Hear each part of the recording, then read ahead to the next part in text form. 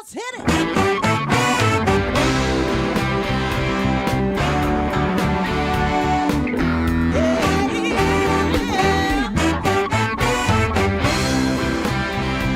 Well, hi everyone, and welcome to Alzheimer Speaks Radio. I'm your host, Lori La Bey, and I'm so excited that you're joining us today. We are going to have a fascinating conversation as usual as we learn from people all around the world at all ages and stages of life. Stay tuned as we shift our dementia care from crisis to comfort. All right, here we go. What you think about,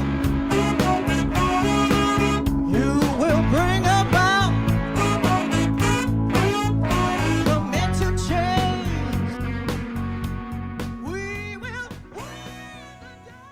Hi, everyone, and welcome back to Alzheimer Speaks Radio. If you enjoyed the music and our opening, it's a new song called Clarion Call by the Mark Arneson Band, and you can download it on any of your favorite music platforms. So please check that out. Again, Clarion Call by the Mark Arneson Band. And for those of you that are new to our show, we're about sound news, not just sound bites. We want to get the true story and have heartfelt conversations. And our goal is to raise everyone's voice, from those living with dementia to the families and researchers, authors, musicians, businesses, you name it. We want to hear what you're doing and how it can help others out there. Maybe avoid some of the struggles that you personally went through. Now, today's show, we're going to be discussing finances and how do you get all that stuff organized, your personal information. But before I go to our guest, I always want to give a couple of quick shout outs. First is to the Memory Cafe directory. They are now tracking virtual memory cafes to make it a little bit easier for people to connect, since we're all kind of housebound these days. So you can go to memorycafedirectory.com. The other is Live to Be Healthy. They're a fitness and nutrition company that used to meet on site, but is now doing some virtual online things as well. So you can check them out at Live and the number 2, the letter B, and then Healthy. Also, during this time, the coronavirus, we're doing a weekly special. Typically, we'll launch on Sundays, and we're interviewing a variety of people during that show. And if that's something you're interested in, telling your story, how you're adapting, love to hear from you. And don't forget our prior shows. Everything is archived. And so you can't lose out if you missed a scheduled show. Everything is there, and we go back about 10 years with that. Last, I want to thank each and every one of you as listeners. You see, your likes, your clicks, and shares have really expanded our brand footprint here on Alzheimer Speaks. So I hope you will continue to spread the word of our work. And, don't just like our radio show or our YouTube page or our blog, Facebook, like them all. Let everybody know that you feel this content is valuable and that you want to be alerted when information comes out. So, with no further ado, let me introduce you to Kay. I'm really excited to have Kay Bransford with us. She has cared for 2 parents, not just one, 2, with dementia for over 5 years, and she turned that experience into an Amazon best-selling book. She has also founded a business called Memory Bank, and bank is with a C, which helps families deal with all of their personal organization we need to have in order and have in place, and yet are really scared to deal with because we think if we address it, it's going to be the end. And it really is just about smart living. And so her workbook really helps you organize your life. And she's just helped so many. She also won the Older Adult Focused Innovation Award from AARP Foundation. Congratulations on that. That's a big one. And Kay has also appeared on the Dr. Oz show. She's been on the Huffington Post and BBC and lots of different television and radio programs, just to help connect families and educate them on how to get your personal information organized and live well. So welcome, Kay. How are you today? I am good, thank you. Well, I'm excited to have you here with me today. Now, I had mentioned in the intro that you had two parents that had dementia. Do you mind just sharing a little bit more about that journey with us, just so people have a little more insight as to your background? Sure. It was interesting because I had a mom who was concerned about my dad. She thought I was getting a little bit more forgetful. A dad who was concerned about my mom, who we noticed personality changes, and I noticed her remembering things differently. So after as many of us have lived, you go through a series of things. It's not a quick diagnosis. My mom ended up having vascular dementia. She had had a stroke, which triggered a lot of, more noticeable issues cognitively. And when we found out about that was her second stroke. So the first stroke had the first memory issues where we were starting to notice behavior changes. And then as she was progressing in her own cognitive challenges, my dad was then diagnosed with Alzheimer's. So two different types of dementia. So, but very similar. Some things were the same and some things were very different with the changes in their behaviors and their. Wow. How far apart were their diagnoses? Do you remember? They were actually diagnosed on the same day from the same doctor. Oh my gosh. So I couldn't really one wouldn't go without the other. They were married. They were a great partnership. So we actually did neuropsychological testing with them together. People had suspected, we think there's something, but those mini mental cognitive programs, they did really well. My dad had a 28 out of 30, but then was diagnosed with a moderate stage of dementia. So it's interesting how good and poor some of the testing can be. But it was actually the same day we found out both of them had different kinds of dementia, and were both at a moderate stage by the time they were finally diagnosed. Wow. I think, wow, what a double whammy, but then to have one and then wait a few years or something, no matter what it is, it would still hit you hard, I would imagine. Well, it did, but it was almost, it's some of the part of where you have to find some of the humor in it, because my dad knew something was wrong with my mom, and my mom knew something was wrong with my dad, but neither of them could recognize it in themselves. So it was really interesting to watch. It was sad, but sometimes it was horrifically funny. Okay. Well, in humor, I know sustained me and my mom, on our journey of 30 years, with that. Laughter is a savior in a lot of ways, with life to keep us moving. Why don't you tell us how did you come about your memory bank products? Because you've got more than one, and just at looking at your site and reading a little bit more, I just think they're fantastic. But why don't you share with us? Yeah. So as my parent, they were a military family. So I grew up with mom and dad telling me, here's our will, here's all the information you need, here's a check should something happen. So they were ultimately prepared and did everything the estate lawyer, the financial planner, and the insurance provider said you needed to do. But what happened as I was started to help them is I really didn't know a lot of the details I needed. I didn't know account information. I didn't really know personal medical history. So I started to pull together this binder of information so that if I walked into a doctor's appointment, if I showed up at their house and the water was turned off, which I did once or twice, I could immediately respond and help address whatever issue needed to be taken care of. So it really started out of personal necessity and just trying to help them and kind of be in the background because they thought everything was okay and felt they were doing and managing well. So that binder, I just started collecting all the information and writing it down. And I knew I'm one of 4 kids. So when my siblings came into town to give me a break, I could hand over the book and say, all right, you're on it and you have everything you need to go.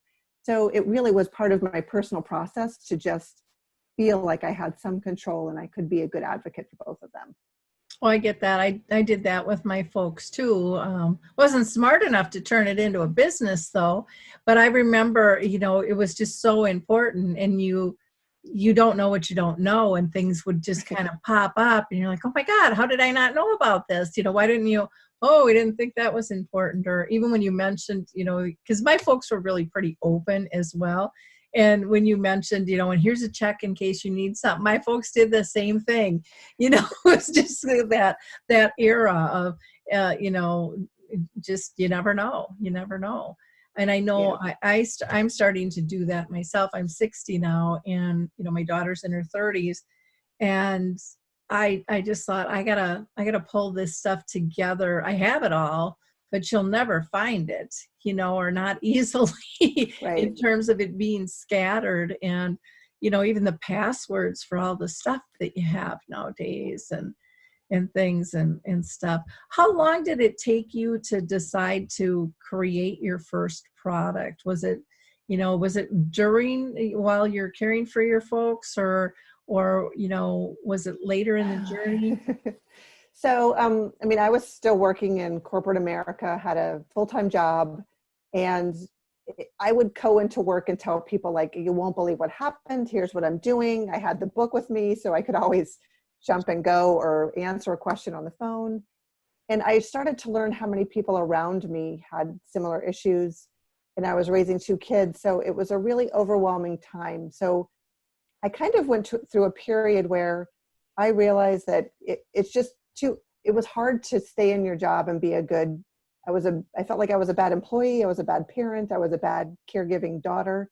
I couldn't do anything well. And so as I was going through that, like, personal change, I realized that this really was a need for the community. And in talking to people around me, they just said, I'd really like a copy of your book. So it just spawned the idea that, now's the time. You need to do something about it. This is too hard. It shouldn't be this difficult for us to be good advocates for our loved ones. Yeah. So that was probably 3 months. I kind of hemmed and hawed over it for a while. Yeah, well, and it's so nice to know that what you did is helpful for somebody else too. To me, in my advocacy with my work, I just find that, well, it wasn't all for nothing. Right. You kind of come out with, okay, this is helpful. There was something to learn, and I can share. I'm always learning and always adjusting, and have just always kind of had that mindset. Why don't you tell us a little bit about the different types of products that you have developed? Yep. So, I mean, I started out and it was a binder system because I just realized that's the easiest way. That's what I did for myself, is I had sections: household, finances, medical, their online information. And so I really took the tool, and through my 3-month period in doing market research, I talked to a lot of financial advisors and asked them what were important sections. So I started with a binder system because that seemed easy to do. People could add papers, take away, custom tailor it to themselves. So as I did this thinking it was for caregivers, what happened my first year of business is most of my people buying the products were families. So it was husbands and wives buying it to have joint conversations. It wasn't just caregivers. And so from that, they're like, you know what, I really don't want a paper system. Can I have it digital? So I took the paper system and I turned it into a digital product. So it's in an editable PDF that people can keep on a flash drive. And from there, and part of my work with the ERP Foundation was they wanted to have a tool that could be used by families all across the country, low income specifically. And so the workbook tool was basically taking the binder system and putting it in a printed format that could be reproduced inexpensively and easily purchased. And it's, less than $20. Everyone can get a tool that they can use and have for their families. Well, that's amazing. I think that digital, is just so important because people realize, I think, how often stuff changes these days too, Mm-hmm. or you move the money over here and you moved it over there, or you're dealing with this person, or, all of those different components that change over time. I know with my folks, oh my gosh, they had stuff all over the place. I'm like, we got to consolidate this. I don't know how you're keeping any of this straight, and they were fine with that. And, we found somebody that they were comfortable with, and they didn't even realize that they had kind of all these little pots all over the place. And then, when you're talking about bill paying and things like that as well, or just the doctor's names too, I found Right. was just, critical. And you know, the older they became and there were more needs and more specialists, and it's like, man, if I don't have this written down, I don't have a chance of being Right. helpful to them. And so it's really very, very interesting on all of that. How did this all impact your journey as a caregiver yourself? Mhm.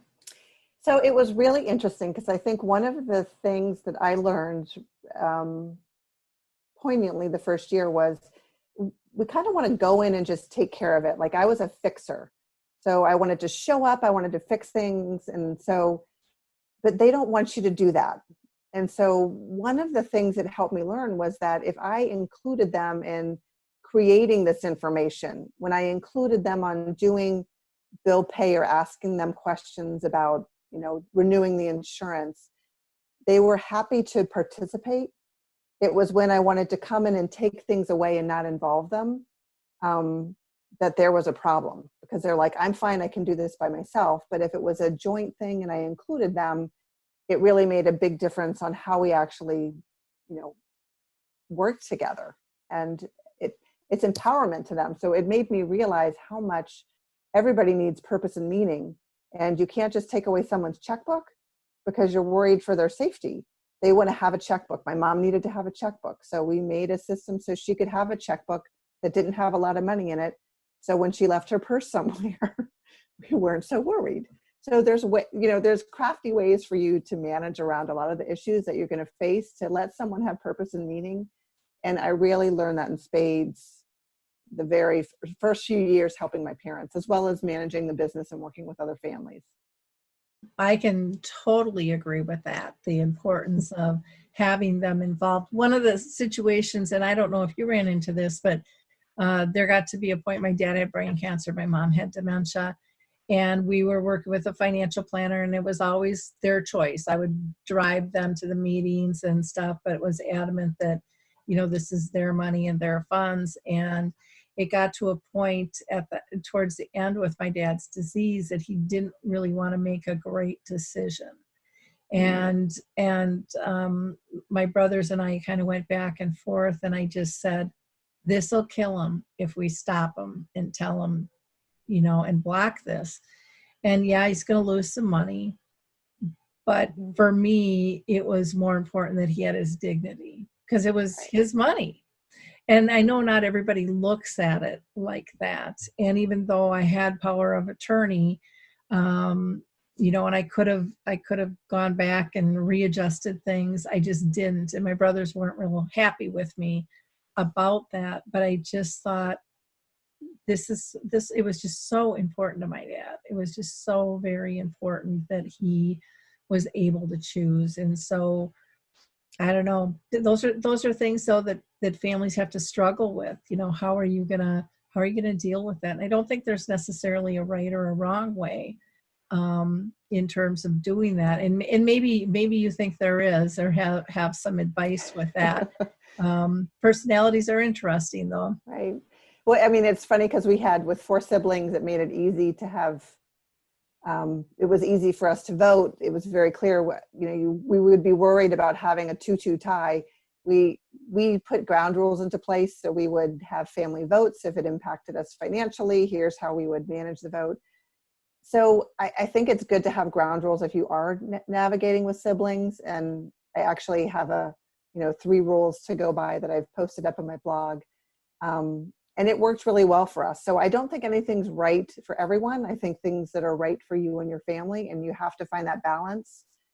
Because a lot of times people do view it as like, this is our future inheritance. And it's like, it's not your future inheritance. It's your parents' money. You know, it's the individual's money until they're not alive anymore. So I find that to be the most difficult, is a lot of times people do view it as protecting their money, not using someone's money to help them live the life that they want.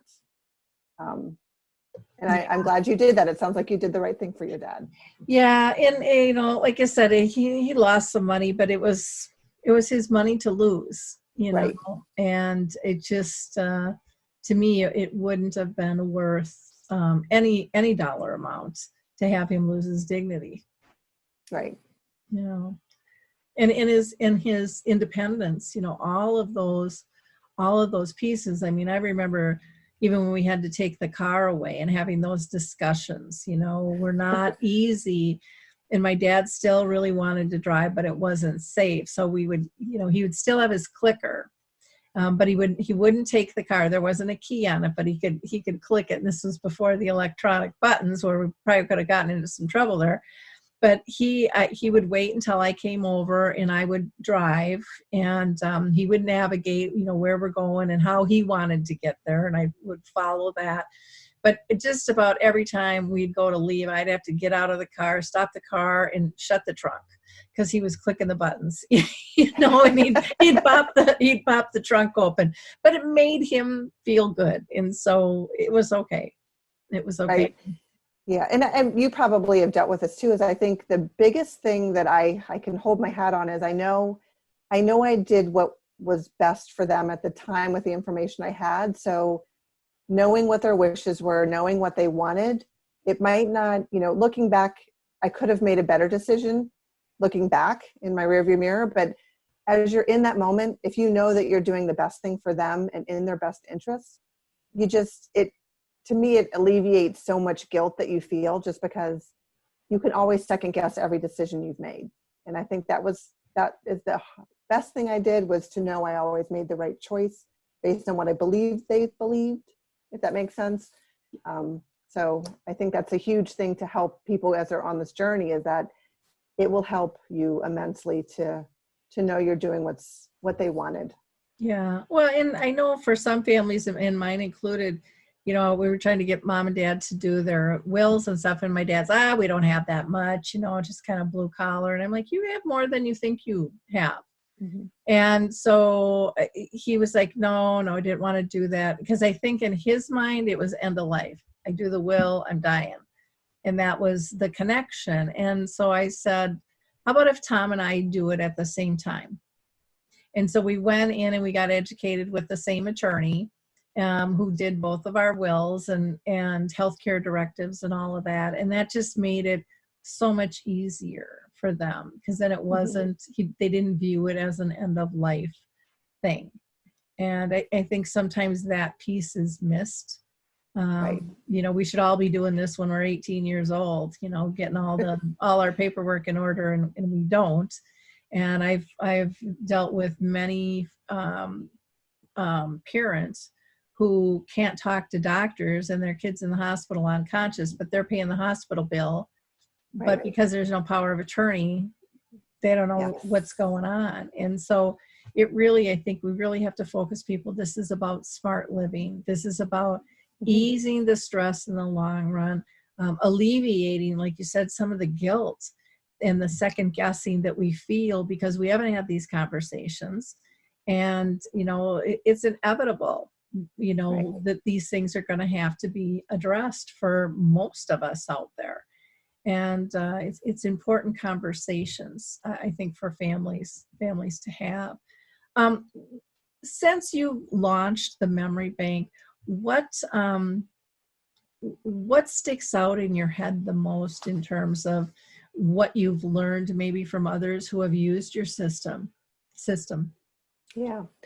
I think that, again, it goes back to the doing in tandem. Like, so many people don't think about having these conversations with their partners, their spouses, their adult children. And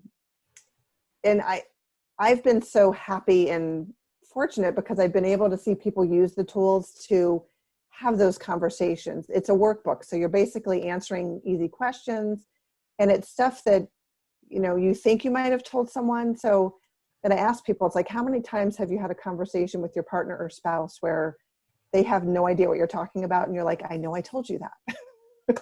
So it's important to do that. So I've had so many people kind of come back and just say, thank you. Like, it was hard to get started. Like, a lot of times people are like, this is a big deal. It really isn't, because you can sit down and do it in 15-minute increments, and it's really easy to get done. And you'll have conversations about things that seemed really innocuous and you never wanted to discuss them, but there'll be a point in your life where it'll make a big difference. Yeah. Yeah. Well, and, when we think about it, when the time comes, and none of us know when that is, I think most of us want our loved ones to have a smoother process. We don't want to dump more stress on them. And this is one way to really alleviate that and smooth the process. Because even with my folks, we did all this pre-planning. There was still work that had to be done, and so it can be little things like writing the obituary. You have it paid for and you've got it all lined up with your prepaid burial stuff, but it still needs to be done. And or trying to dig out all those accounts, just even figuring out how many death certificates do you need. Right. I mean, it could be a really small, little, teeny weeny thing, or maybe it's not a death. Maybe someone's just incapacitated for a while, and making sure that, the show keeps moving along and bills are being paid, and, staying on top of those. It's important stuff. It's really important stuff. And I think it's even too that it's even the younger generation. And to your point of like, I gave my son's 18th birthday, he got a power of attorney and a medical power of attorney were his gifts, and they will be gifts to my daughter when she turns 18. She knows it's coming. But I think if we change the way we thought about how we share those rights, because especially for the younger generation that most of their lives is online, we don't have usernames and passcodes for them. And it's so funny how many couples I talk to that it's like, okay, I get it. We did that. It's on my computer. Well, does your wife know your lock screen code? No. Well, she's not going to get to anything. And I've had that actually happen with parents. They can't get into the computer where they know all the kids' information is. So it's having those conversations early about if we all want to live better than our parents and we want to live great lives, we have to start planning and be more organized about our personal information today. Yeah. Well, and even if you can access the computer, what the heck did they call it? Because no one wants to say passwords, because if someone got into their system, they would find all that stuff. So, I mean, it's very layered. It's very, very layered with all of this stuff, and it's got to be easily updated. I know I've got a list. I think it's 19 pages long now with, and I still don't have everything on it because I won't put my banking and stuff on there, but it's 19 pages worth of passwords and codes and, and then they're constantly changing. Either I forget and I have to go in and reset it, or they're telling me it's time to reset it, or it's not as secure as what the new recommendations are. And so, it's, and I don't like using the same passwords on everything. I know some people do, but I don't think that that's necessarily overly secure either, but that's a personal choice. Right. For me. I just, I can imagine how embraced this is on multiple levels. And to be honest, I would think kind of during and after COVID, people are going to appreciate the system even more, because so many people are going to be thrown in a crisis they never thought was going to hit. And anytime that happens to us, typically it makes us go inside and go, okay, what about my life now? How do we avoid these issues? And living smart and using the memory bank system, I think, is a brilliant way to be able to do that. And plus we've got the time, a lot of people aren't working right now. So, we've all been, screaming life's too busy and we need more time to get important things done or enjoy life. And, now's the time, to look at some of those things and get organized with that. Have you seen a surge at all in your memory bank subscriptions and orders and things? Yeah, so one of the, we've been getting more orders because people are getting ready, and it's interesting how many more people are going digital. So we've had a lot more orders, and I've been putting out, so I've been offering everyone during this time, I have a free white paper that I've always done. It's what to save and what to shred, and it has a checklist of all the information you need. And so I'm happy to offer that to all the listeners today. It's just at our website at memorybank.com/save. And it's a white paper they can download for free, and it gives them everything that they can need to organize. And I swear it all fits in a 2-inch binder. I've not had one client where we couldn't fit everything in a 2-inch binder if you just write down the information that you need. So It's a simple way to get organized, and it will make a huge difference in your own life. That was what surprised me personally. Was I was thinking I was doing this for mom and dad, and when I did it in my own household, I realized how easy it was for me to get my hands on information that I was, digging through the folders looking for, and now it sits right on my desk. So, Oh, that's sweet. So can you get taxes down and not have all the receipts and just hold on to your binders? well, so that's a good question. So the binder's really a roadmap. So you're not going to put out, if people, I guess I will say that I have people that will digitize everything. So we can digitize the tax documents and you can shred all those things, and those are going to fit in the binder. But it could be, you might have a safe. So some people have jewelry or collections. So it will say, here's the safe combination and here's where it is, or here are my tax records. So you know where to go for all this information instead of looking in closets, in the attic, or wherever it may be. Yeah, because I still have boxes of taxes with all my receipts and everything. And I'm like, do I really need all these receipts still after I've itemized everything? But then I'm thinking, well, if I get audited, I suppose I do with that. And I know you're not an accountant, but just... But I mean, I run across that a lot. So I know that the majority of Americans don't need to keep their taxes past 3 years plus the current tax year, because that's the IRS laws, like they can't come after you. But if you have write-offs or whatever, then it's the 7-year number, even though we all have 7 years in our head. So if you ask your accountant, he's going to tell you, just keep it forever. Mm-hmm. So it's not helpful. But I would just say, give it to someone to scan or buy a scanner. Everything's so inexpensive now. You could scan it, put it on a flash drive, and you have it should you need it, but I doubt you're ever going to need it again. Yeah, my scanner is like hand by hand. My little rolly thing doesn't work well with it. But I'm trying to think of what those ones are called where it just zips through everything. You just put a pile of stuff through there. Yep, I have it on my desk. It's right here. It's the Scan Snap. So they have different ones. There's a small one that's like under $200 that's portable. And then the top of the line is like $490. Okay. And it does like 20 or 30 pages. It does both sides. It's wireless, or you can plug it into your computer. It'll scan to your phone. It's fantastic. Yeah, I've thought about buying one, and procrastinator that I can be in certain things. I haven't done that. So I still have my boxes of stuff. Though I don't save as much as I used to. With things, because I used to save all my utility and phone bills, and it's like if I just have, because you can always get that printed out from them if you right. need it, and it is kind of like get that shredded and get the fireplace going or the fire pit outside.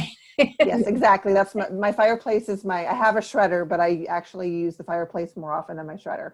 Yeah. I like just bringing it outside. Tonight would be a good night with the full moon too, that we're supposed to be having this evening to do that. So we'll wonder. This has been great information. Anything that we haven't discussed that we should let others know about Memory Bank and what you're doing? Well, I think the biggest thing is just unfortunately we're all inside, is take the time to have these conversations now, because for those of us who have been a caregiver and know it's a very difficult journey if you don't have some insight to someone's wishes. I was lucky to be able to have dinner with my parents pretty much twice a week for 20 years. So I had really good insights to what they know or do. But now, as I'm power of attorney for people that I haven't known for a lifetime, I do use things like 5 wishes. We'll have general conversations about someone else. So just take the time to have those conversations when it doesn't matter, because when it does, you're going to be happy you did have those conversations. So. Yeah. Do you mind explaining to people, because a lot of people probably don't know what 5 wishes is? Yes. So 5 Wishes it's a nonprofit organization, and they have it's a little toolkit where you can answer questions about how you would like to see the end of your life and what your healthcare wishes might be. And it's a little bit different than healthcare directives because it gives you specific examples, and it asks you, if you were here, what would you want? And so you give someone more context. I will say, my dad had Alzheimer's, and my dad ended up having a tumor on his tongue. And there, no healthcare directives, no 5 wishes could get that level of detail for me to go into. But because I had those conversations and he did have some of those tools in place, it gave me some things to give me context to what might be his, does he want quantity of life or does he want quality of life? So I could confidently answer that question for him. So it's good to have those kinds of tools in place. And it's 5wishes.org. Just do a Google search and you will be able to find it. And it's maybe $1 to download it, a donation to the nonprofit. Yeah, it's a wonderful, wonderful tool. And it's, you said, it's a great way just to have a conversation that, we need to have. Yeah. And it is important to have some context in terms of when you would want something and when you wouldn't. And that will alleviate a lot of grief and angst if you ever have to make those types of choices for someone else, because it's horrible when you haven't talked about it, when you don't know, when it is just a guess. And Right. yeah, not a fun place to be for anybody on that. Well, Kay, thank you so much for spending time with us today. You can go to her website, which is Memory Bank. And again, bank is BANC.com. And did you want to give people an email or a phone number at all? Or Oh, sure. So if they have questions, feel free to write me and ask me your question. I'm always happy to help out. As someone who's lived this journey, I know it helps to find someone else that maybe just has some thoughts on it. My email is KAY at memorybank, MEMORYBANC.com. Wonderful. Well, thank you again. And I hope, I love your idea for your son who turned 18 in terms of you're getting a power of attorney and a healthcare directive, and, get people this information to think about. This is, a lot of times people are saying, oh, the millennials, they don't really care, but they really do. Yeah. They see some of the mistakes that we've made as adults, and they don't want to do that. And so help them get organized, have that conversation, and maybe do it with them. Don't just say you need it, but Right. this is something we all need. And we all just need to get more comfortable with our life cycle and our situations. And again, living smart. Yeah. Living well. It's a tool for living well. Yeah. It's not about giving away your independence. It's really about keeping your independence and making sure that your wishes are held to, and that people understand who you really are, what you really want. Yes. Yeah. Exactly. Well, again, thank you, Kay. I appreciate your time today. Well, thank you, Lori. In closing, I just want to say thank you, and we look forward to our next program where we can bring sound information in these confusing times to people all around the world sharing this journey. Bye now.